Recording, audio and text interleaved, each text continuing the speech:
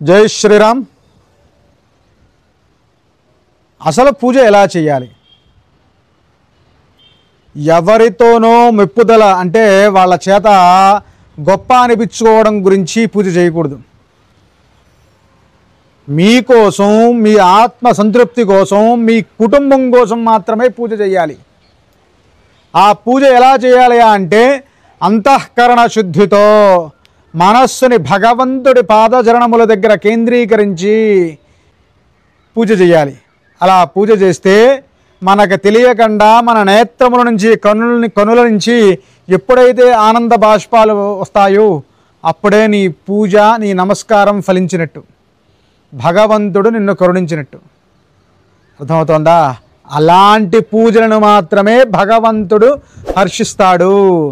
ఎవరి మెప్పుగోలు గురించో చేసేటువంటి పూజలకి ఏ భగవంతుడు కరుణించడు. ఇలాంటి మంచి విషయాలు తెలుసుకోవాలనుకుంటే ఇప్పుడే మన ఛానల్ సబ్స్క్రైబ్ చేసుకోండి. జై శ్రీరామ్.